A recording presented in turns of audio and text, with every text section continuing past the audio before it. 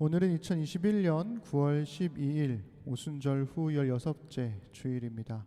이 시간 하나님 앞에 신령과 진리로 감사의 예배를 드리겠습니다.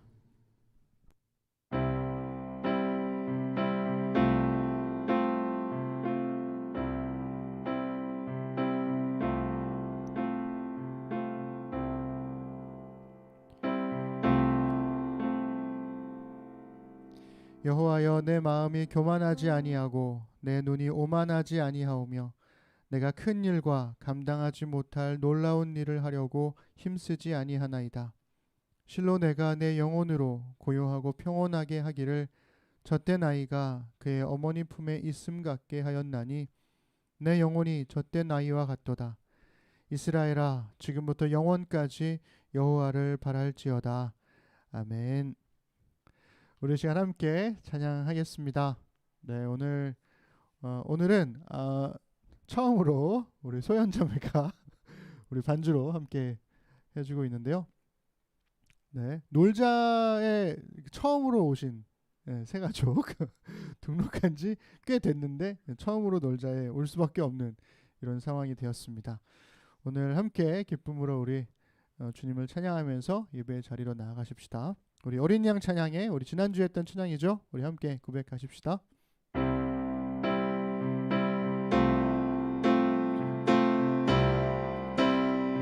우리 찬양 중에 우리 찬양 중에 계신 주님, 주 영광 찬양합니다. 주 영광 찬양합니다.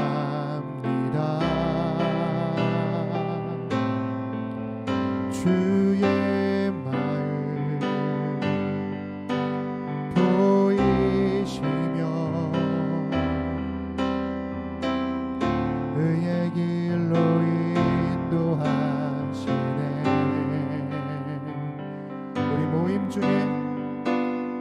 우리 모임 중에 계신 주님, 주 사랑 감사합니다. 주 사랑 감사합니다.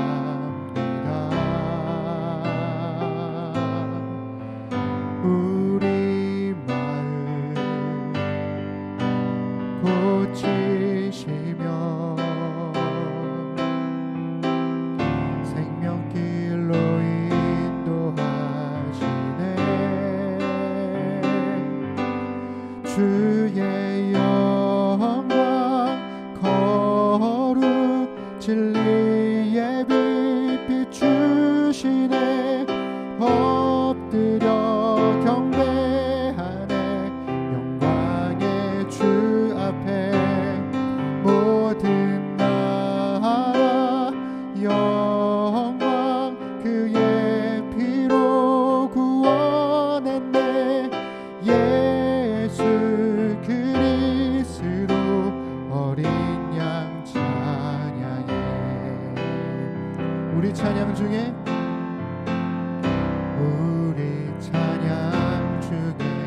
계신 주님,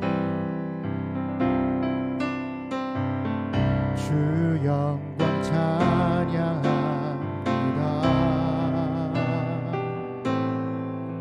주의 마음 보이시며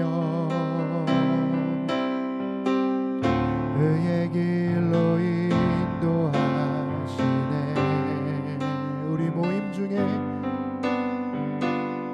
우리 모임 중에 계신 주님, 주 사랑 감사합니다. 우리 마음 고치시며 생명길로 인도하시네. 주의 영광 거룩 진리의 빛 비추시네. 엎드려 경배하네. 영광의 주 앞에 모든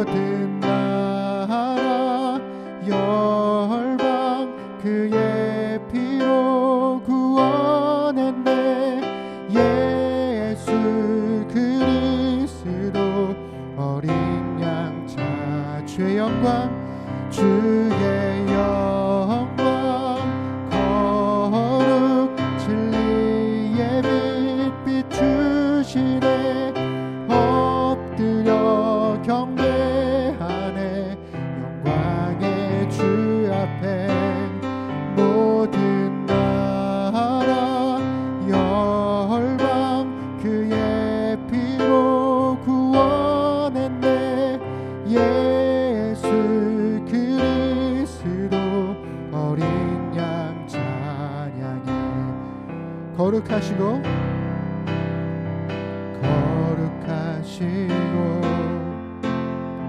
전능하신 주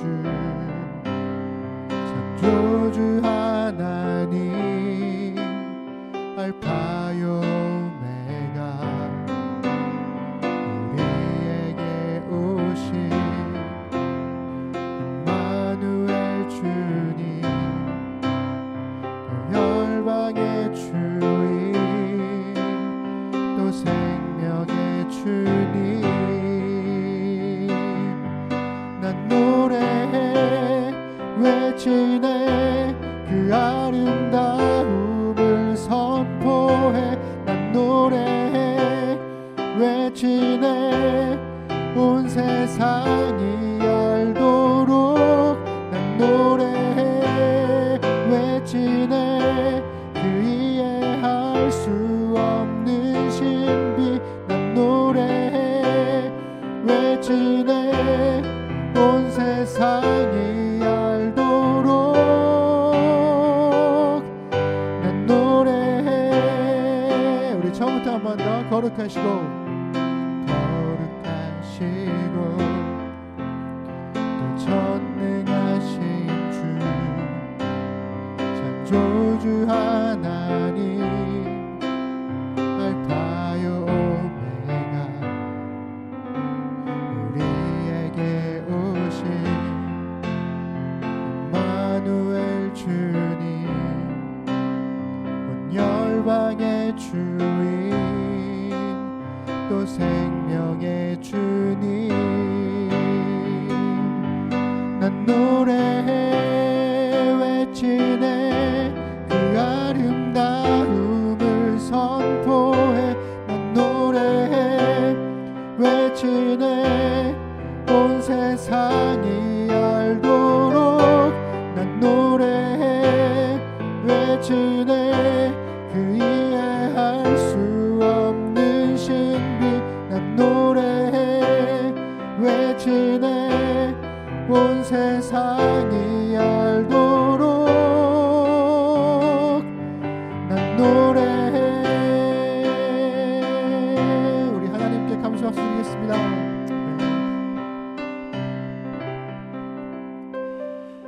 네, 우리 행복이라는 찬양 우리 함께 할 건데요. 우리 교회에서는 처음으로 부르는 찬양입니다. 제가 가끔 한 달에 한두 번 정도 이제 학교로 인천중앙여자상업고등학교 거기 채플에 설교하러 갈 때가 있는데요. 그때 저를 담당해 주시는 선생님의 그 카톡 프사 거기에 이 가사가 딱 올라와 있는 거라서 처음에는 시인가 그랬어요. 근데 알고 봤더니 이제 찾아봤더니 이게 찬양이었더라고요. 그래서 가사를 읽었는데 정말 시처럼 멋진 가사이기도 하고 오늘 말씀의 설교의 주제와도 연관되는 것 같아서 함께 우리 고백했으면 좋겠습니다.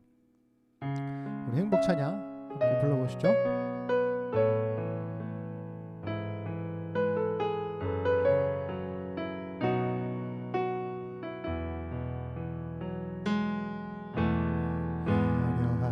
화려하지 않아도 정결하게 사는 삶 가진 것이 적어도 감사하며 사는 삶 내게 주신 작은 힘 나눠주며 사는 삶 이것이 나의 삶의 행복이라오.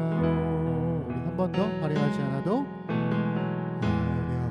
화려하지 않아도 정결하게 사는 삶 가진 것이 적어도 감사하며 사는 삶 내게 주신 작은 힘 나눠주며 사는 삶 이것이 나의 삶의 행복이라오. 눈물 날 일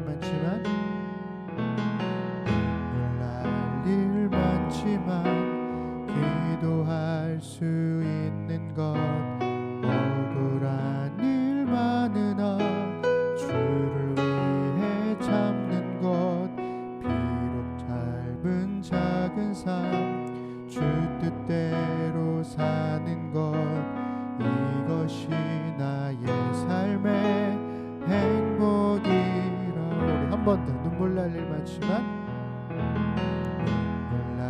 일 많지만 기도할 수 있는 것 억울한 일 많으나 주를 위해 참는 것 비록 짧은 작은 삶 주 뜻대로 사는 것 이것이 나의 삶의 행복이라오. 이것이 행복이라오. 세상은 알 수 없는 하나님 선물 이것이 행복이라오. 하나님의 자녀로 살아가는 것 이것이 행복이라오. 이것이 행복. 한 번 더. 이것이 행복이라오. 세상은 알 수 없는 하나님 선물 이것이 행복이라오. 하나님의 자녀로 살아가는 것 이것이 행복이라오. 우리 처음부터 화려하지 않아도 화려하지 않아도 정결하게 사는 삶 가진 것이 적어도 감사하며 사는 삶 내게 주신 작은 힘 나눠주며 사는 삶 이것이 나의 삶의 행복이라오. 눈물 날 일 많지만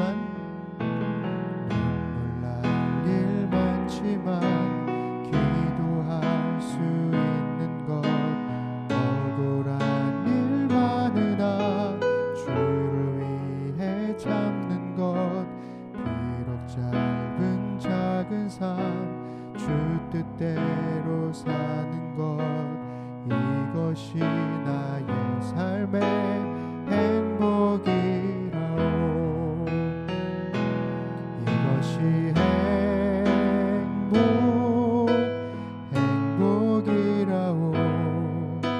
세상은 알 수 없는 하나님 선물 이것이 행복이라오. 하나님의 자녀로 살아가는 것 이것이 행복이라오. 주님만이 나를 아시네. 주님만이 나를 아시네. 내 모든 삶 주가 만지시네.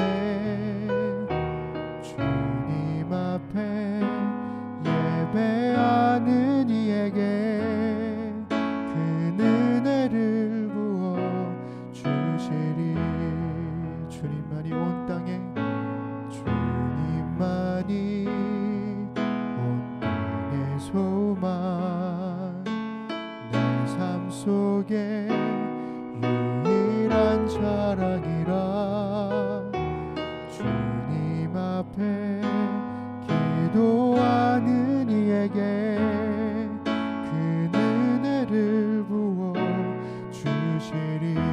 고백하십시다. 만왕의 왕 나를 기르시는 목자요 내 모든 삶 주가 다스리시니 주님 뜻을 따르길 원하네. 오주 한 분만 바라네. 주님만이 나를 아시네. 내 모든 삶 주가 만지시네.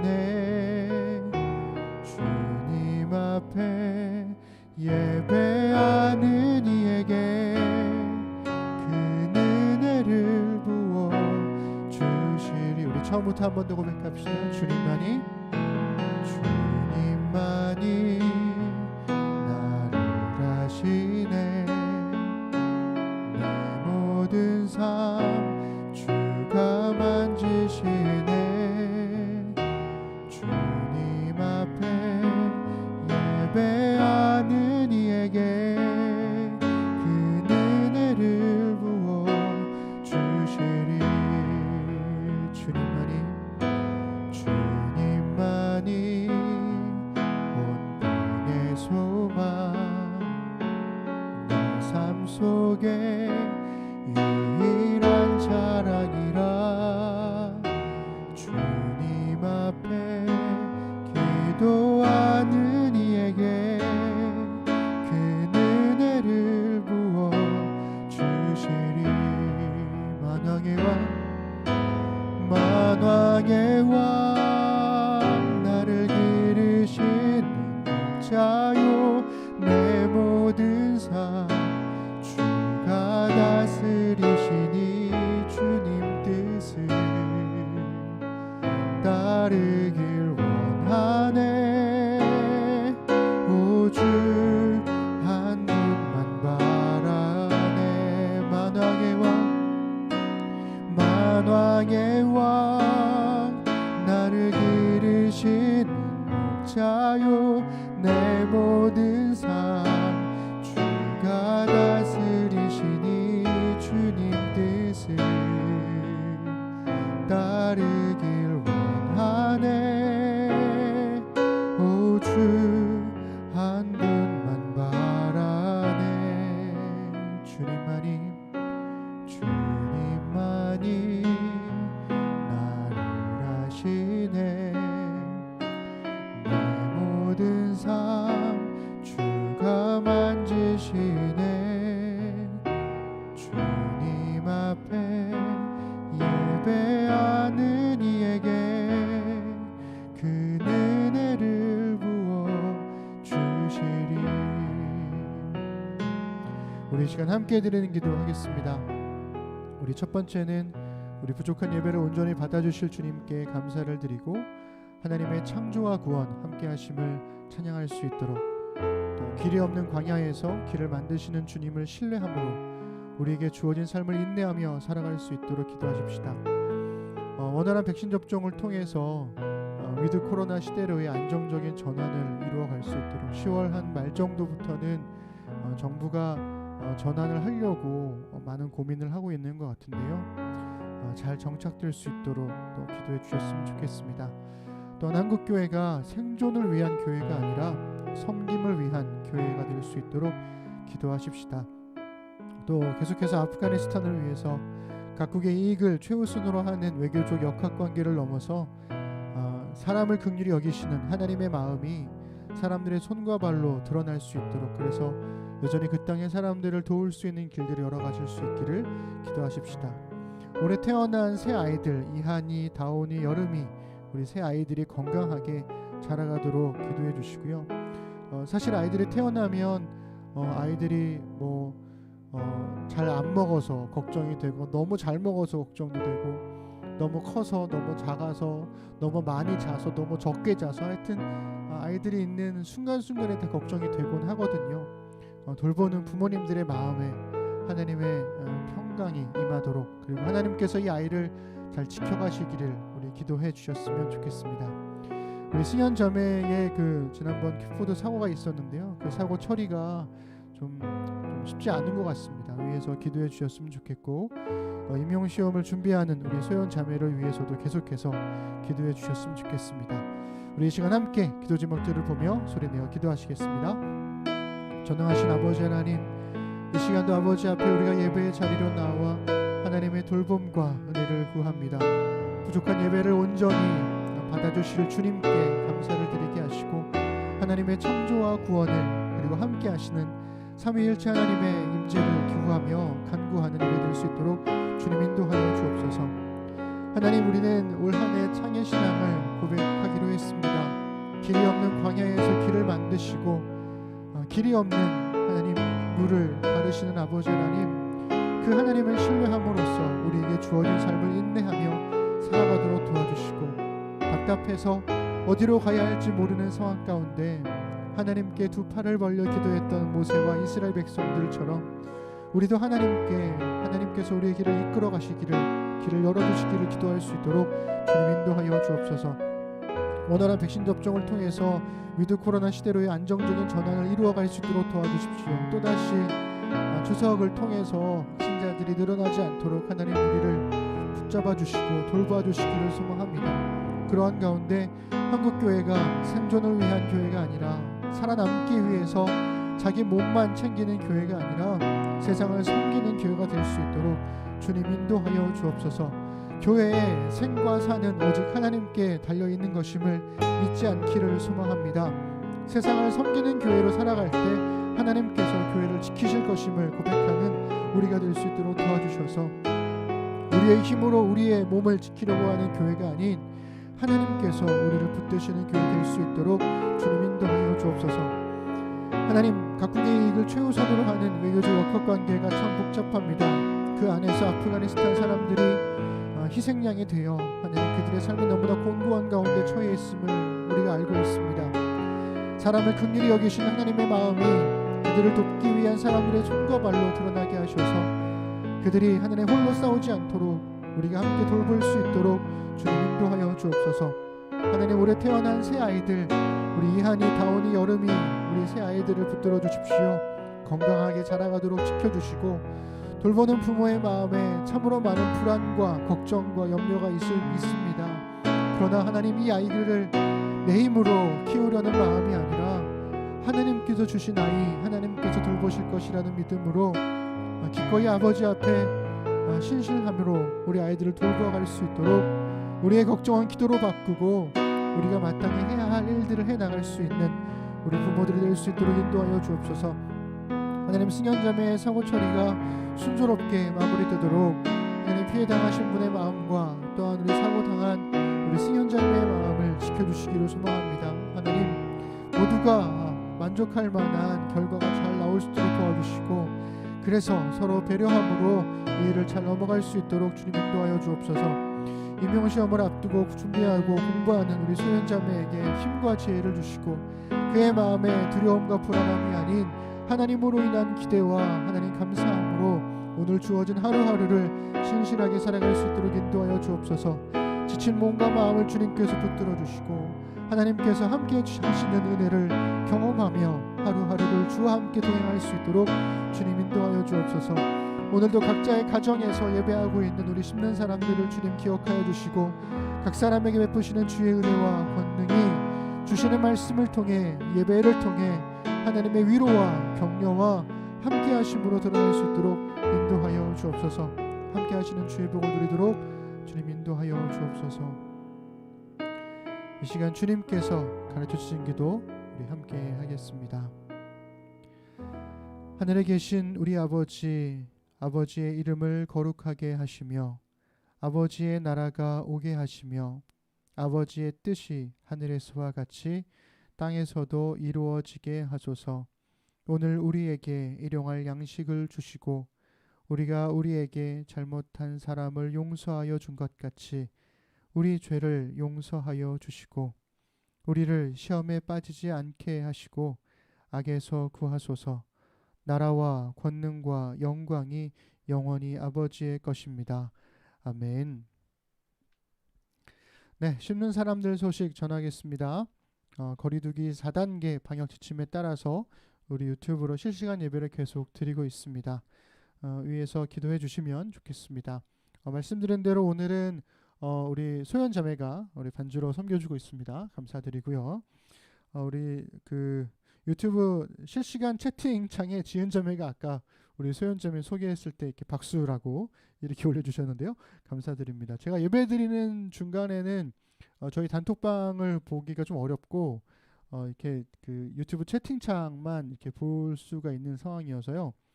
양해해 주시면 감사하겠습니다. 네, 오늘은 우리 한신구 형제의 생일입니다. 박수! 생일 축하합니다. 생일 축하합니다. 네네. 네, 37살, 네, 37번째 생일을 드디어 곧 40줄로 향해 가고 있는 한신구 형제의 생일을 우리 많이 축하해 주시면 좋겠습니다. 네, 그래서 오늘 신구 형제가 여기 또 우리 예배를 섬겨주고 계신데요. 감사드리고, 네, 우리 독한 사람들 우리 7문장으로 읽는 구약 인증책 읽기가 순조롭게 진행 중입니다. 이제 한 주 남았는데요. 그 네이버 밴드에 이렇게 올라오는 글들, 이렇게 짤막한 인용, 마음에 남았던 인용구들을 올리고, 그 다음에 간략한 소감을 한 2-3줄 정도 이렇게 올리는 글들을 계속 보고 있는데요.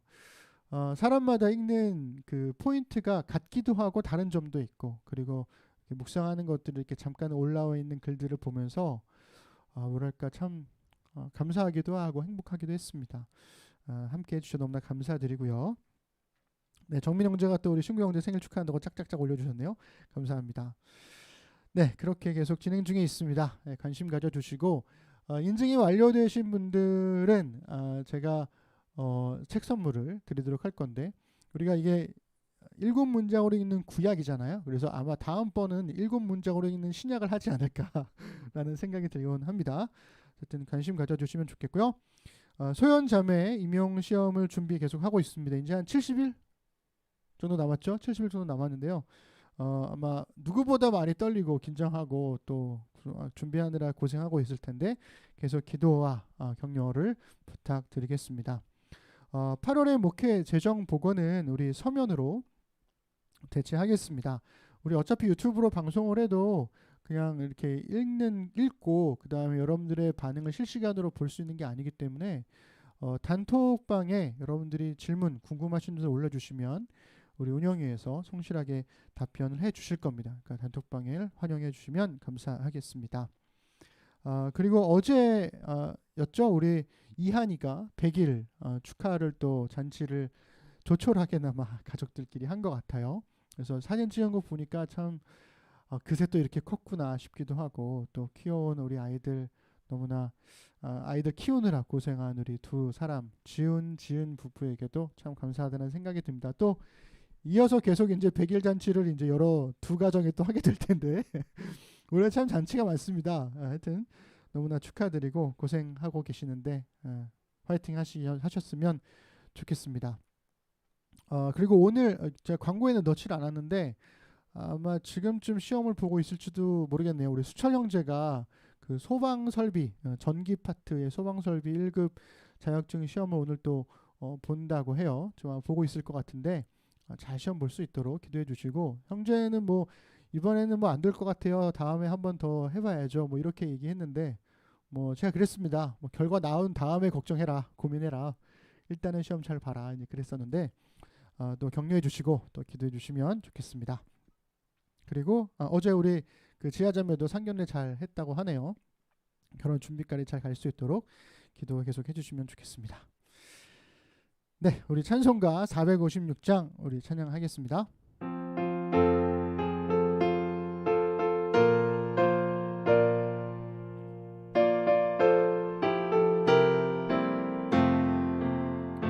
거친 세상에서 실패하거든 그 손 못 자국 만져라. 고된 일 하다가 힘을 얻으리 그 손 못 자국 만져라.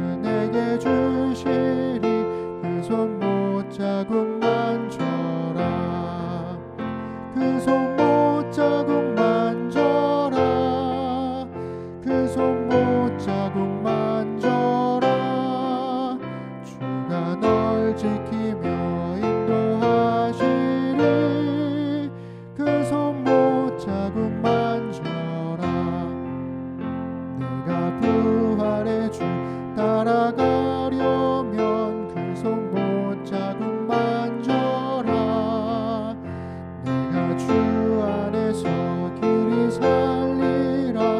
그 손 못 자국 만져라. 그 손 못 자국 만져라. 그 손 못 자국 만져라. 주가 널 지키며 인도하시리. 그 손 못 자국 만져라. 너의 죄악의 짐 무거울 때에 그 손 못 자국 만져라. 마음 문 열고서 주를 모셔라. 그 손 못 자국 만져라. 그 손 못 자국 만져라. 그 손 못 자국 만져라. 주가 널 지키며 인도하시리. 그 손 못 자국 만져라. 아멘. 우리 시간 하나님 말씀 보겠습니다. 하나님 말씀은 마태복음 5장 1절부터 12절 말씀입니다. 우리 천천히 우리 함께 읽겠습니다. 예수께서 무리를 보시고 산에 올라가 앉으시니 제자들이 나온지라. 입을 열어 가르쳐 이르시되 심령이 가난한 자는 복이 있나니 천국이 그들의 것이미요. 애통하는 자는 복이 있나니 그들이 위로를 받을 것이미요. 온유한 자는 복이 있나니 그들이 땅을 기업으로 받을 것이미요. 의에 줄이고 목마른 자는 복이 있나니 그들이 배부를 것이미요. 긍휼히 여기는 자는 복이 있나니 그들이 긍휼히 여김을 받을 것이미요. 마음이 청결한 자는 복이 있나니 그들이 하나님을 볼 것이미요. 화평하게 하는 자는 복이 있나니 그들이 하나님의 아들이라 일컬음을 받을 것이미요. 의를 위하여 박해를 받은 자는 복이 있나니 천국이 그들의 것임이라. 나로 말미암아 너희를 욕하고 박해하고 거짓으로 너희를 거슬러 모든 악한 말을 할 때에는 너희에게 복이 있나니 기뻐하고 즐거워하라. 하늘에서 너희의 상이 큼이라. 너희 전에 있던 선지자들도 이같이 박해하였느니라. 아멘. 오늘은 탈출해도 소용없다라는 다소 좀 뭐랄까 의기소침한 제목으로 하나님 말씀을 나누도록 하겠습니다. 네, 네 반갑습니다. 네, 잘 지내고 계신가요? 네. 네, 아까 제가 예배 전에 찬양하다가 너무 깜짝 놀라가지고 소리 소문도 없이 은빛자매가 갑자기 훅 들어와가지고 제가 너무 놀랐습니다. 이렇게 이른 아침에 은빛자매가 잠을 깨서 예배를 나왔다는 건 정말 정말 놀라운 일이라는 것을 너무나 감사드리고요. 아마 다들 이곳으로 와서 함께 예배하고 싶은 마음이 정말 간절하지 않으실까라는 생각이 듭니다. 찬양할 때마다 사실은 예배 드릴 때마다 매주 느끼는 감정이에요. 여러분들의 찬양 소리를 들을 수 없다는 거, 그게 참 목회자로서는 참 안타깝고 힘겨운 일인 것 같습니다. 뭐 2년 동안 그렇게 왔으니까 어쩔 수 없는 것 같아요. 네, 속히 우리가 함께 모여 예배드릴 날이 오기를 기대해 봅니다. 부디 여러분들도 각자의 가정에서 비록 우리 가족들끼리 혹은 혼자서 예배 드리시겠지만 그곳에서도 예배자의 모습으로 서 계여 주시기를 부탁드립니다. 제가 얼마나 이 방송 예배에 익숙해졌냐면 이제는 앞에 이제 사람들이 있는데도 이분들을 안 봐요. 제가 카메라만 보고 있다는 거죠. 참 그렇습니다. 네, 탈출해도 소용없다. 제가 지난주에 우리 그 설교하면서 이렇게 말씀을 나눴습니다. 설교의 결론이었는데요. 그리스도인은 먼저 그의 나라와 그의 의를 추구하는 사람들이다. 인생의 걱정으로 힘겨워하는 이들에게 간절한 기도를 담아 하나님의 마음으로 전한다. 당신은 그리스도인이다. 걱정은 단칼에 베어버리고 말씀에 합당한 삶을 살자. 제가 이렇게 마지막에 설교했었습니다.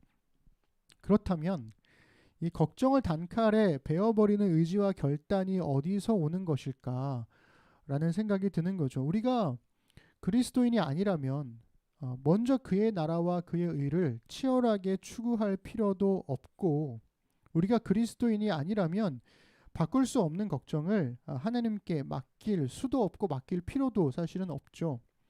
치열한 자기 노력으로 삶을 바꾸려고 하는 몇몇 사람들이 있잖아요. 그러니까 자기계발서에 보시면, 그리고 그런 유튜버들을 보시면 항상 하는 얘기가 나는 이렇게까지 노력했다. 그러니까 당신은 이렇게 노력을 하면 된다. 라고 말을 하지만 사실은 그 사람이니까 가능한 일일 수도 있다는 거죠.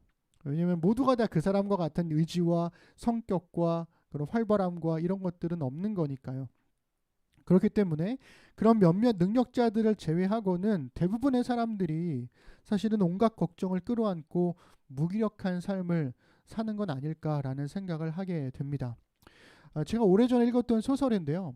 파울로 코엘료의 히피라는 책의 한 대목을 읽다가 제가 이 대목이야말로 현대 사회를 살아가는 사람들의 삶을 정말 잘 묘사했구나, 이들의 불안을 잘 묘사했구나라는 생각이 들었습니다. 그 부분을 우리 함께 읽어보면 좋을 것 같아요. 읽겠습니다. 이중으로 잠긴 캄캄한 방 안에서 열쇠가 있다는 걸 알지만 문을 열고 나가고 싶은 마음 없이 그저 태양이 비치기만을 기다리며 매일을 보내는 것과 같아. 그러니까 이러지도 저러지도 않는 못하는 그런 상황 가운데에서 열쇠가 있는 걸 알아요. 그런데 나가고 열지는 못하겠어요. 그래서 태양이 비치기만을 기다려요. 근데 창문은 없고 뭐 이런 상황인 거죠. 그렇게 매일을 그냥 보내는 것 같은 답답한 상황을 묘사하는 거죠. 하지만 여러분, 우리는 그리스도인이잖아요. 예수님을 믿고 따르는 그리스도인이라는 말은 그저 예수님의 존재, 예수님이 계셔 이런 걸 믿는 사람이 아니라는 거죠. 그런 걸 뜻하지 않습니다. 우리는 예수님의 말씀과 예수님의 삶으로 드러난 가르침을 믿고 따르는 사람들입니다. 그러므로 저는 우리가 좀 더 마음을 담아서 예수님의 가르침에 주목해야 한다고 생각을 해요. 우리는 성경에 기록된 예수님의 가르침보다는 예수님의 가르침에 관한 글들을 더 많이 주목해 왔던 것 같습니다. 그래서 만약 지금 여러분들에게 제가 여러분 예수님께서 말씀하신 가르침을 적어보세요 라고 하면 우리 얼만큼 적을 수 있을까요? 예수님이 하신 말씀을 적어보세요 라고 하면 어디서 들었던 이렇게 좋은 문구들을 예수님이 하신 말씀이라고 적을 수도 있고요. 혹은 구약에 있는 말씀을 예수님의 말씀이라고 적을 수도 있을지 모르겠습니다. 우리 얼마나 적을 수 있을까요? 우리가 팔복 혹은 팔복에 있는 이 산상수훈을 얼마나 많이 읽었던가요? 아마 부끄러워지지 않을까 싶어요. 그래서 올해 이제 남은 몇 달 안 되는 이 하반기에는 먼저 그의 나라와 그의 의를 추구하라는 말씀이 포함된 이 마태복음 5장부터 7장에 있는 이 산상수훈, 예수님의 말씀을 좀 더 주의 깊게 우리가 읽어보면 좋겠다라는 생각이 듭니다. 그래서 그 첫 시작은 지난주 설교인 이 기후의 뿌리가 되는 이 팔복의 말씀으로 시작해 보려고 해요. 사실 이 팔복에 관해서는 우리가 2019년 8월에 우리가 3주 동안 설교를 했었습니다. 당연히 기억날 리가 없죠. 저도 기억이 안 나고 여러분들도 기억이 안 날 겁니다. 그날의 설교문이 궁금하신 분들은 우리 그 구글 공유 폴더에 다 올라가 있으니까 참고하시면 좋을 것 같고요. 다만 우리가 오늘 팔복을 다시 읽기 위해서 그때에 우리가 팔복을 어떻게 읽었는지를 먼저 간략하게 요약한 후에 그 다음에 이렇게도 읽을 수 있겠다, 새로운 읽기를 시도해 보면 좋을 것 같습니다. 우리가 보통 8번째와 9번째 복, 우리가 보통 팔복이라고 하는데요. 8번째와 9번째 복은 사실은 박해라는 주제로 같이 연결되어 있기 때문에 둘을 하나로 묶어서 그냥 팔복이라고 우리가 말하거든요. 그런데 우리가 2019년에 설교했을 때는 이 두 가지를 분리해서 9가지의 구복으로 우리가 설교를 했었습니다. 그래서 이 9가지의 복을 3가지를 해가지고 하나로 묶어서 설교를 했었죠. 그래서 첫 번째부터 세 번째 복을 먼저 우리가 읽어보면 좋을 것 같아요. 마태복음 5장 3절부터 5절입니다. 천천히 읽겠습니다. 우리 아이들을 위해서. 시작. 심령이 가난한 자는 복이 있나니 천국이 그들의 것이며 애통하는 자는 복이 있나니 그들이 위로를 받을 것이며 온유한 자는 복이 있나니 그들이 땅을 기업으로 받을 것이며. 아멘.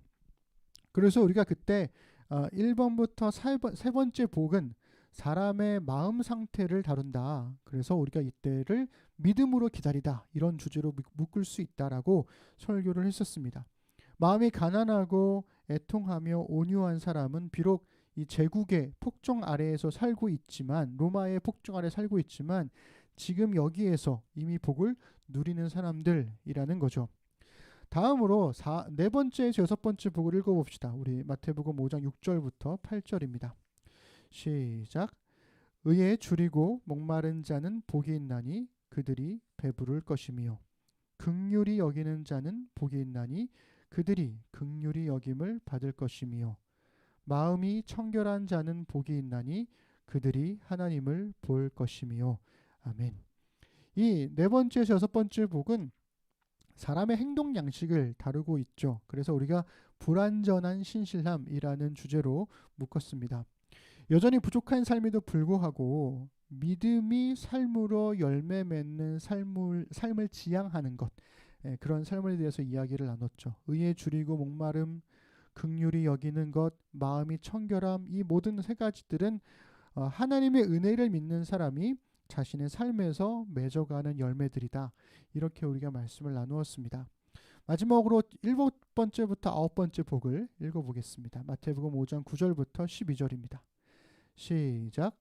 화평하게 하는 자는 복이 있나니 그들이 하나님의 아들이라 일컬음을 받을 것이며 의를 위하여 박해를 받은 자는 복이 있나니 천국이 그들의 것임이라. 나로 말미암아 너희를 욕하고 박해하고 거짓으로 너희를 거슬러 모든 악한 말을 할 때에는 너희에게 복이 있나니 기뻐하고 즐거워하라. 하늘에서 너희의 상이 큼이라. 너희 전에 있던 선지자들도 이같이 박해하였느니라. 아멘. 그래서 일곱 번째, 여덟 번째 복과 아홉 번째 복은 사람이 살아가는 인생의 방향을 다루고 있다라고 하면서 우리가 예수와 함께 평화의 길로라는 주제로 묶었었습니다. 이 땅에 평화를 가져오는 길은 곧 예수님을 따르는 길이다라는 거죠. 그래서 우리가 팔복을 설교를 세 번의 설교를 다 마친 다음에 이렇게 요약을 했었습니다. 우리 함께 읽어볼게요.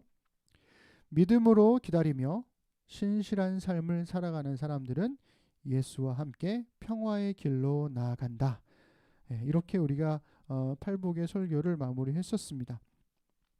하지만 팔복을 읽는 다른 시선도 있습니다. 그래서 팔복의 새로운 읽기로 나아가기에 앞서서 우리가 한 가지를 좀 다시 한번 상기할 필요가 있을 것 같아요. 이 팔복 전체를 관통하고 있는 이 복의 의미, 이 히브리 사람들이 사용했던 복이라는 단어의 히브리어는 두 가지가 있어요. 하나는 바라크, 보통 베라카라고 하는 바라크라는 단어가 있고, 또 하나는 아슈레라가 있습니다. 보통 바라크는 하나님에 대해서 사용이 돼요. 하나님께서 복을 주신다라고 할 때, 혹은 하나님의 복을 지칭을 할 때 바라크를 사용을 하고, 아슈레는 사람이 사람에게 축복할 때, 그때 이 아슈레가 사용이 됩니다.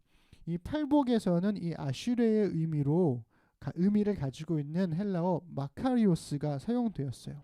이 아슈레와 마카리오스는 둘 다 행복한 상태, 복된 상태를 뜻합니다. 그러니까 바라크라는 단어가 하나님께서 우리에게 주시는 물질적인 복 혹은 영적인 복, 이런 것들을 의미한다면, 마카리오스 아슈레는 복된 상태, 행복을 누리고 있는 그 마음의 상태를 의미한다는 거죠. 그렇기 때문에 저는 팔복을 읽다가 복이 있나니라는 부분이 오면 복이 있나니라는 단어보다는 행복하다 이렇게 읽는 게 좀 더 적절한 것 같아요. 그러니까 예를 들면 심령이 가난한 사람은 복이 있나니가 아니라 심령이 가난한 사람은 행복하다, 이렇게 읽는 게 좀 더 원문의 의미에 적절하지 않을까라는 생각이 듭니다. 그래서 우리가 팔복을 9개로 나누어서 세 묶음씩 읽기를 우리가 2년 전에 했었지만, 이번에 우리가 해야 될 거는 8번째와 9번째 복을 같은 주제로 연결되어 있으니까 우리가 통상 이야기하는 8복으로 나누게 되면 이 8개의 복을 처음과 마지막에 수미상관 구조를 이루고 있는 그런 8복으로 우리가 읽을 수 있다는 것입니다. 왜냐하면 이렇게 읽게 되면 구조적으로 좀 이렇게 좀 더 설득력 있다고 해야 되나요?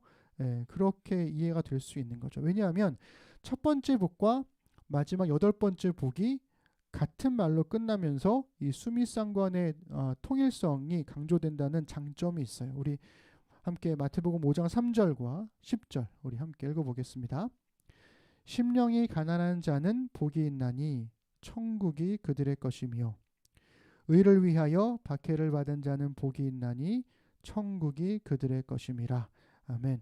이렇게 첫 번째와 마지막 8번째 8복이 둘 다 천국으로 하나님 나라로 끝나잖아요. 이런 구조로 짜임새 있게 이루어져 있다고 읽을 수도 있다는 거죠. 그래서 몇몇 주석가들은, 그러니까 성경을 연구하시는 분들은 8개의 복을, 이 8복을 반으로 나눠서 1부터 4번째 복은 도움이 필요한 사람들에 관한 복이고 5번째부터 8번째 복은 지혜롭고 선한 행위를 하는 사람들에 관한 것으로 이해하기도 합니다. 즉 가난하고 애통하며 온유하고 의에 목마른 자는 도움이 필요한 사람들의 범주로 묻고 긍휼히 여기고 마음이 청결하고 화평하게 하고 의를 위해 박해를 받는 자는 지혜롭고 선한 행위를 하는 사람들의 범주로 이렇게 두 개로 묶는 거죠. 여기서 이렇게 생각해 보면 세 번째 온유한 자와 네 번째 의에 목마른 자가 왜 도움이 필요한 사람들의 범주에 들어가는 걸까? 이렇게 직관적으로 선뜻 이해되지는 않을 수 있거든요. 생각해 보면 온유한 자가 땅을 기업으로 받는다 그랬잖아요. 그러니까 그 얘기는 지금 땅이 없다는 의미, 가난한 사람들, 소작농을 하는 사람들이 해당되는 것일 수 있고 또 그렇기 때문에 정치 경제적인 약자로 이해될 수 있기 때문에 그렇습니다. 마찬가지로 의에 목마른 자가 배부를 것이다 라는 이 복은 지금 굶주리고 있다 라는 의미가 되기 때문에 의를 행했음에도 불의한 대우를 받음으로 굶주리고 있는 형편으로 이해될 수 있다는 거죠. 그래서 이들도 도움이 필요한 사람들이 되는 겁니다. 이렇게 팔복을 읽는다면 도움이 필요한 사람들은 행복하다. 그리고 지혜롭고 선한 행위를 하는 사람들도 행복하다라는 뜻이 됩니다. 그러면 이 도움이 필요한 사람들과 지혜롭고 선한 행위를 하는 사람들은 서로 다른 부류의 사람들일까요? 같은 부류의 사람들일까요? 예수님께서는 이 두 부류의 사람들을 같은 부류로 생각하신 걸까요? 다른 부류로 생각하신 걸까요? 여러분들은 어떻게 생각하십니까? 저는 이 도움이 필요한 사람들과 지혜롭고 선한 행위를 사람들이 각각의 다른 부류에 속한 사람들이 아니라 사실은 하나의 사람들을 지칭하는 말이라고 생각을 해요. 왜 그럴까? 그거에 대해서 이제 이야기를 좀 더 해보려고 합니다. 여러분 우리가 지금 팔복을 읽고 있잖아요. 이 팔복을 이렇게 보고 있다가 멀찌감치 줌아웃을 하면 뭐가 보이냐면 이 팔복을 감싸고 있는 산상수훈, 마태복음 5장부터 7장에 이르는 산상수훈 전체가 보이게 됩니다. 이 산상수훈은 산에 올라가시는 예수님으로 시작해서 산에서 내려오신다라는 말씀으로 끝나요. 그래서 산 위에서 가르치시는 말씀, 수훈, 그런 의미가 되는 거죠. 마찬가지로 수미상관, 처음과 마지막이 산이라는 주제로 연관되어 있다는 것입니다. 마태복음 5장 1장과 8장 1절을 우리 함께 읽어볼게요. 시작. 예수께서 무리를 보시고 산에 올라가 앉으시니 제자들이 나아온지라. 이어서 예수께서 산에서 내려오시니 수많은 무리가 따르니라. 아멘. 그러니까 산에 올라가시는 것으로 이 산상수훈이 시작해서 7장까지 끝나고 8장에 보시면 산에서 내려오시니 이렇게 나오고 있죠. 이렇게 함으로써 마태복음은 예수님의 산상수훈을 이야기하면서 유대인들에게 누군가를 떠오르게 하고 있는 거예요. 누굴까요? 여러분 산 위에서 말씀을 가르치는 사람 생각하면 누가 떠오르시나요? 모세가 떠오르시는 거죠. 모세가 떠오르셔야 됩니다. 모세가 시내산에서 하나님을 따르는 이스라엘 백성에게 율법을 가르쳤듯이 예수님도 산에서 제자들에게 율법을 가르치십니다. 너희는 이렇게 알고 있으나 모세는 이렇게 말했으나 나는 이렇게 말한다. 그 말씀을 우리가 앞으로 읽게 될 건데요. 이스라엘이 십계명을 받기 전에 이집트로부터의 구원이라는 하나님과 동행하는 복을 먼저 받았던 것처럼 예수님께서도 제자들에게 예수님의 가르침을 받기 전에 너희는 마카리오스, 즉 복된 사람들이다 라고 하는 선언을 먼저 하신다는 거죠. 그러므로 마태복음은 산에서 가르치시는 예수님에게서 모세를 떠오르게 함으로써 하나님의 백성으로서의 이스라엘이 어떤 부류의 사람들이었는지를 상기시키고 있는 겁니다. 이집트를 탈출한 이스라엘은 도움이 필요한 사람들이었죠. 맞죠? 노예였잖아요. 거기서 탈출했잖아요. 근데 앞에는 홍해가 가로막고 있고 뒤에는 그 이집트의 군대가 쫓아오고 있고 광야에 들어가서도 계속해서 도움이 필요한 사람들이었습니다. 그런데 동시에 이스라엘 백성들은 지혜롭고 선한 행위를 하는 사람들로 부르심도 받았어요. 그래서 모세가 시내산에서 하나님과 언약을 맺는 과정을 지나가지 않습니까? 마찬가지로 예수님께서도 산 위에서 팔복을 하나하나 말씀하실 때마다 제자들은 선조들의 역사를 돌이켜 봤을 거예요. 아, 맞아. 우리 선조들도 그랬었지. 시내산에서 그랬었지. 그렇지만 이스라엘 사람들은 도움이 필요한 사람들이었는지는 모르겠지만 역사를 돌아보면 지혜롭고 선한 행위를 하는 사람들은 아니었습니다. 왜일까요? 지금 제자들이 겪고 있는, 지금의 이스라엘 사람들이 겪고 있는 삶이 뭐예요? 나라를 잃고 400년이라는 시간 동안 외세의 지배를 받으면서 살아온 자신들의 현실이 지혜롭고 선한 행위를 하지 못했다는 것을 반증해 주고 있었으니까요. 그렇지만 예수님은 제자들의 시선을 범죄한 이스라엘 전체가 아니라 우상 숭배와 불의로 가득했던 세상 속에서도 하나님의 말씀을 전하고 행하며 살았던 한 부류의 사람들에게 줌인 시키십니다. 다시금 줌인해서 그들을 바라보게 만들죠. 그들이 누굴까요? 예언자들입니다. 여러분, 이스라엘 사람들은 도움이 필요했어요. 그리고 동시에 지혜롭고 선한 행위를 하는 사람들로 부름받았단 말이에요. 그런데 예언자들이 외쳤던 것처럼 종교적으로는 우상 숭배했죠. 사회적으로는 불의를 행했습니다. 그렇게 하지 말라고 외쳤음에도 불구하고 그들은 계속해서 행했죠. 그 결과가 패망이었잖아요. 그러니 예수님께서는 지금 제자들에게 너희들이 주목해야 될 것은 예언자들이다라고 말씀하시는 거예요. 이것이 8번째 복에 이어지는 9번째 복 선언이 뒤따르는 이유라고 저는 생각을 합니다.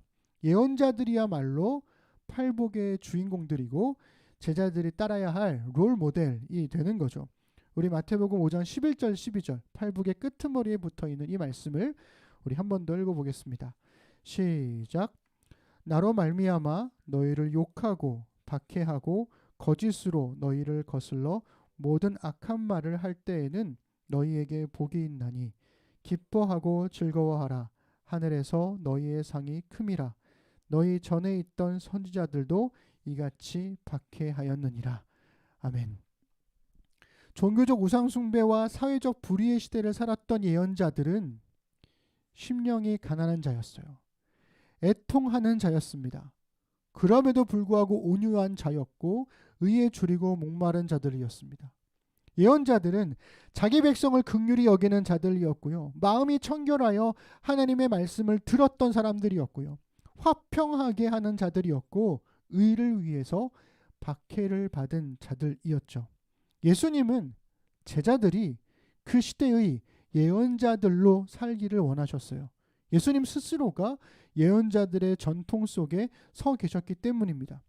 우상숭배와 불의의 시대 속에서 가장 도움이 필요한 사람들이기 때문에 하나님의 도움을 구하고 누구보다 지혜롭고 선한 행위를 하기 때문에 하나님의 뜻을 이루어내는 삶을 살아가는 예언자들로 살아가는 것 말입니다. 그리고 그 부르심은 21세기를 살아가는 우리 시대의 주의 제자들에게도 동일하게 들려온다는 거죠. 말씀을 정리해 보겠습니다. 제가 성경 속 예언자들에 대한 막연한 동경이 사라졌을 때가 아마 신학교 한 4학년 정도 되었을 때였던 것 같아요.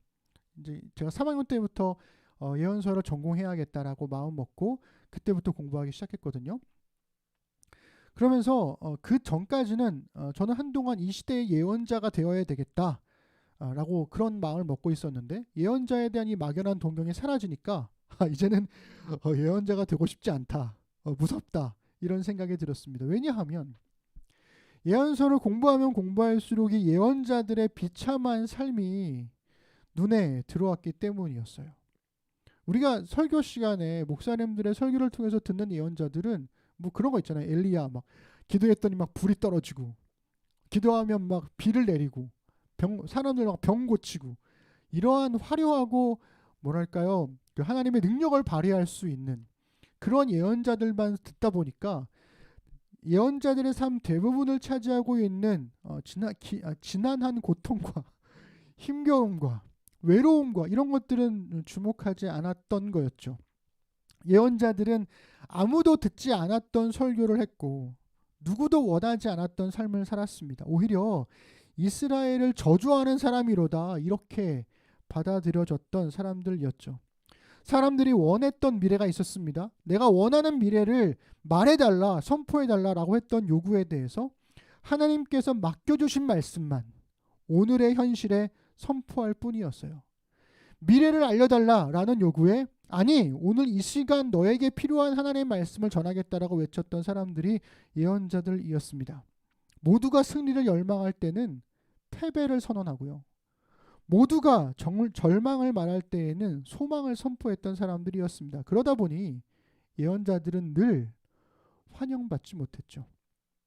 늘 고통받았습니다. 그런데도 제가 늘 의문을 갖고 있었던 건 뭐였냐면, 그런데도 왜 그들은 하나님의 부르심에 순종했을까? 이 질문이었어요. 그럼에도 예언자들은 왜 하나님의 말씀에 순종했던 것일까? 물론 우리는 이렇게 알고 있죠. 하나님의 영이 강하게 임해서 자기의 의지와 상관없이 순종할 수밖에 없었다. 우리 예전에 이렇게 많이들 배웠습니다. 하나님의 강권하시는 역사로 나는 하기 싫었으나 하나님께서 억지로 나를 불러 세우셔서, 뭐 이렇게 우리가 설교를 많이 들었었죠. 그런데 여러분, 최근의 연구들, 최근이라고 말하기엔 좀 민망하네요. 한 3, 40년? 연구들에 따르면 예언자들은 자기 의식이 분명했던 사람들이었어요. 이 얘기는 무슨 얘기냐면 거절할 자유가 있었죠. 생각해 보시면 하나님께서 그 시대의 예언자들을 그 시대 속에 한 사람만 부르셨겠습니까? 많은 사람들을 불렀으나 그들 대부분은 순종하지 않았던 거였죠. 그러니 강권적으로 역사하셨다, 내 의지와 상관없이 할 수밖에 없었다, 이런 것은 전 충분하지 않다고 생각합니다. 그렇다면 저는 다른 두 가지 이유가 더 있다고 생각해요.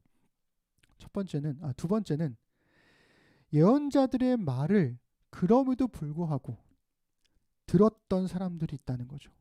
따랐던 사람들이 있다는 거죠. 그들이 남겼던 예언의 말씀들, 하나님께서 맡겨주신 말씀들을 기억하고 기록하고 보관하고 전해주었던 사람들이 있었다는 것입니다. 그들은 너무나 적은 소수의 무리들이었지만 그럼에도 불구하고 존재했던 사람들이었죠. 우리가 지금 예언서를 이렇게 가지고 있는 것도 그들의 수고 덕분이었습니다. 예레미야가 하나님 말씀 선포하고, 그런데 그 시대의 왕이 그거를 불태버렸을 때 다시금 그 예언의 말씀을 기록하고 보관했던 바룩과 같은 사람이 있었던 것처럼, 그리고 그것을 전수하고 지켜냈던 사람들이 있었던 것처럼, 그래서 100년이 지난 후에 예레미야의 말씀을 미가가 또 선포했고, 그 미가가 선포했던 말씀을 또 다른 사람들이 보관해서 후대의 사람들이 읽어냈던 것처럼, 아무도 그 말씀을 듣지 않았지만 그 말씀에 주목하고 들었던 소수의 사람들, 그 공동체가 있었다는 겁니다. 예언자들은 거기에서 소망을 찾는 거죠. 거기에서 위로를 얻게 되는 겁니다. 이 작지만 신실한 무리가 세대를 넘어서 예언자들이 남긴 주의 말씀에 순종하더라 라는 겁니다. 수천 명이 교회에 모여들었기 때문에 소망이 있는 것이 아니라 하나님 말씀을 듣고 순종하며 따르는 그 소수의 사람들이 있기 때문에 예언자들이 존재하는 가치가 거기 있다는 거죠. 다른 하나가 또 있다고 생각해요. 저는 예언자들이 하나님의 부르심에 순종했던 이유, 그것은 바로 하나님 말씀이 들리지 않던 시대에 그들은 하나님의 말씀을 들었던 특별한 경험을 했다라는 거죠. 저는 사실 개인적으로 예언자라면 이것이 가장 큰 복이 아닐까 싶어요. 이걸 어떻게 설명할 수 있을지 잘 모르겠는데요. 이렇게 생각해 보세요. 아무도 하나님과 교제하지 않아요. 아무도 하나님께 귀 기울이지 않아요. 그런데 예언자들은 하나님의 말씀을 들었고 하나님의 마음을 알았고 하나님의 마음을 품고 살았어요. 여러분, 창조주 하나님과의 교제를 누리고 있다라는 생각을 해보세요. 나를 창조하시고 세상을 창조하신 하나님과 교제하고 있다고요. 지금 누가요? 예언자들이. 그리고 그 예언자들의 말씀을 듣고 순종했던 사람들도 당연히 하나님과 교제를 누리고 있겠죠. 누구랑요? 창조주 하나님과요. 그 하나님과 교제를 누리는 그 특별한 경험이 사실은 그들의 인생에 겪었던 수많은 고통과 수많은 외면과 그 엄청난 외로움에도 불구하고 그들을 지탱해주고 순종할 수 있도록 만드는 가장 큰 힘이 되지 않았을까라는 생각이 듭니다. 창조주와의 만남과 교제, 아무리 상상해도 상상이 되지 않는 그 신비로운 기쁨을 예언자들은 경험했더라는 거죠. 그러니 예언자들은 순종할 수밖에 없었고 사실은 순종하고 싶었다라는 생각이 들어요. 제가 이런 생각을 하게 된 게 이런 겁니다. 여러분 설교 준비를 안 하시잖아요. 근데 설교를 준비를 매주 하잖아요. 목사들은 하나님 말씀을 몇 번 읽고요. 그 말씀을 해석하기 위해서 다양한 책들을 읽고요. 그 말씀을 그 누구보다 가장 먼저 적용하는 사람이 목회자예요. 우리는 25분 30분 설교를 듣지만 목사는 일주일 내내 그 설교를 계속 묵상한단 말이에요. 그러니까 하나님 말씀이 강하게 칠 수밖에 없고 강하게 부딪힐 수밖에 없어요. 그래서 제일 좋은 거 여러분들이 설교 준비를 하면 제일 좋은데 그 행복을 뭐랄까요, 설명하기가 되게 어렵지만 그런 행복이 있어요. 설교 쓰는 너무 힘들지만 그러나 그 설교를 준비하는 내내 오는 하나님과의 교제에서 오는 그 기쁨과 충만함이 목회자들에게 있다는 거죠. 그래서 어떤 목사님들은 뭐 설교하는 거 이제 다른 사람들 맡기고 싶고 막 그러잖아요. 근데 여러분, 저는 설교 맡기기 별로 좋아하지 않아요. 저는 제가 설교하는 거 좋아해요. 설교 준비하는 것도 좋아요. 왜냐하면 그 준비하는 과정에서 오는 하나님과의 교제가 너무나 좋기 때문에. 그래서 여러분들도 경험해 봤으면 좋겠는데 하여튼 그렇습니다. 그래서 저는 예언자들이 아마 지금의 목사들이 누리는 그러한 특별한 복들을 예언자들이 느꼈기 때문에 순종하는 게 아닐까라는 생각이 듭니다.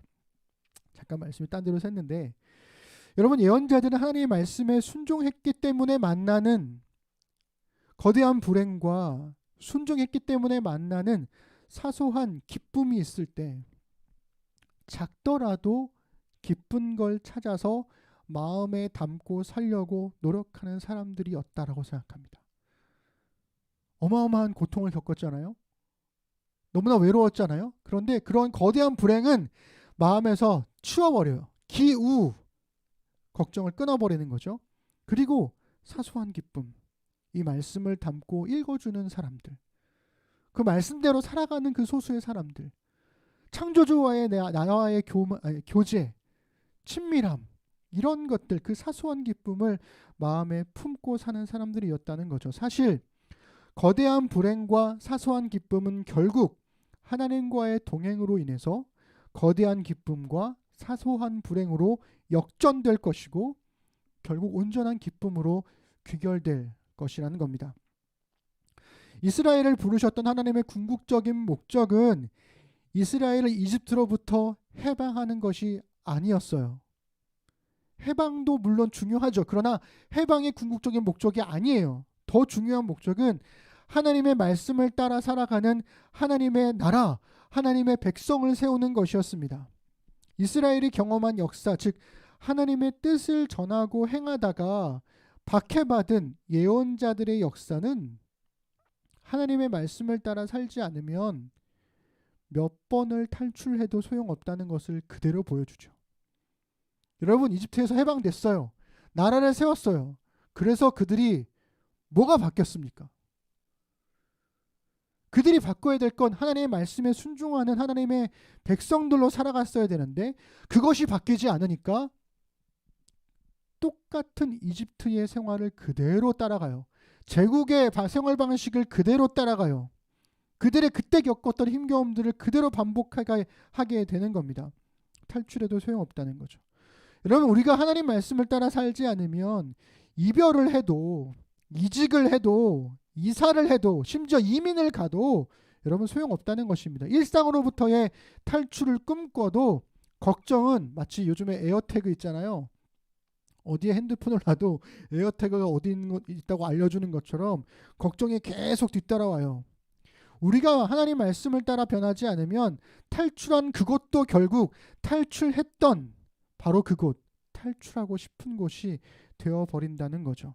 그러니 걱정을 베어버리는 기우의 뿌리는 팔복을 살아냈던 예언자들의 삶에 뿌리 내리고 있습니다. 깊이 박혀 있다는 것이죠.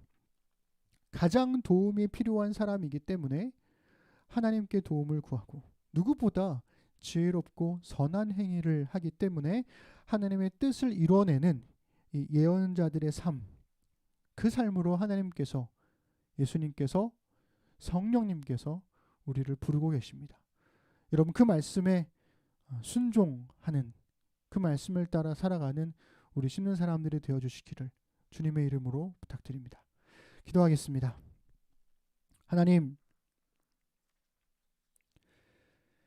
이스라엘의 하나님의 나라로 세움 받았으나 그들이 하나님의 말씀을 따라 살지 않으니 이스라엘은 또다시 이집트처럼, 아시리아처럼, 바벨론처럼, 페르시아처럼, 그리고 로마처럼 변치 않는 고난과 어려움 속에서 살아갈 수밖에 없었습니다. 하나님 말씀을 따라 살지 않으면 몇 번을 탈출해도 소용없다는 것, 그것을 우리가 보게 됩니다. 주님께서 우리 사랑하는 심는 사람들의 마음을 지켜주시고 오늘 우리가 나눴던 이 팔복의 말씀과 같이 예언자들이 살았던 그 팔복의 삶을 그대로 살아낼 수 있도록 도와주시고 바로 그러한 사람들이 행복한 사람들임을 잊지 않도록 주님 인도하여 주옵소서. 우리 사랑하는 심는 사람들이 주의 말씀을 따름으로 행복한 사람이 되기를 소망합니다. 예수님의 이름으로 기도드립니다. 아멘. 우리 시간 일상으로의 기도하겠습니다. 설교를 듣고 각자에게 주신 하나님의 말씀을 자신의 말로 바꾸어서 일상으로의 기도로 적어보십시다.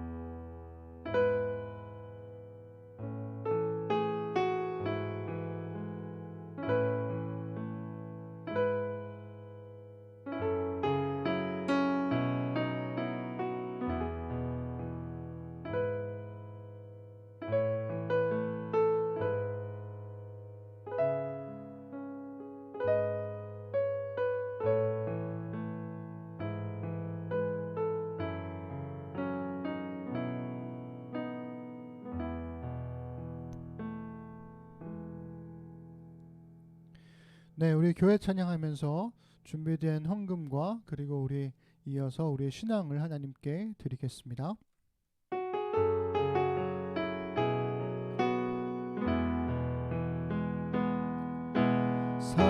사람이 넘치기보다 사랑이 넘치는 교회, 화려한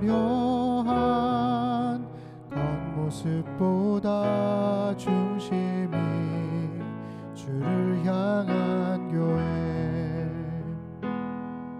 주님이 피로 사신 아름다운 교회, 서로를 사랑함으로 하나 되는 교회, 주님이 머리 되신 거룩한 교회, 우리 함께 만들어 가요.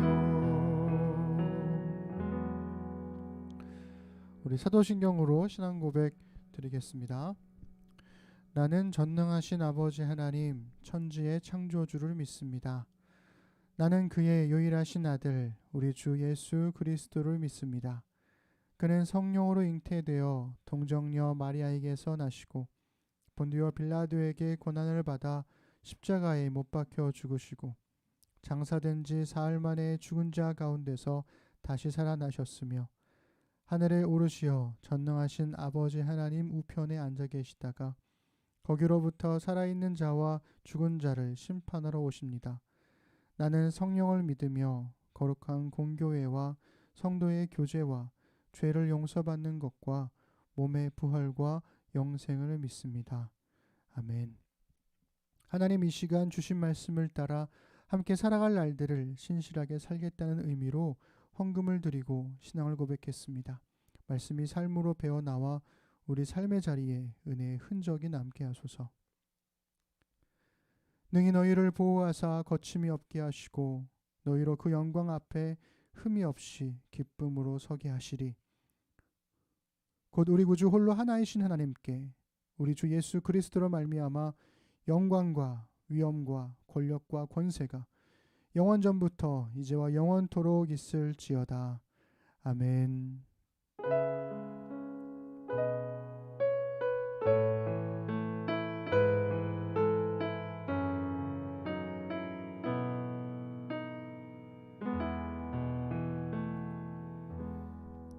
우리 예배를 받으신 하나님께 우리 감사 박수 드리겠습니다. 네, 수고하셨습니다. 한 주간도 잘 지내세요. 안녕.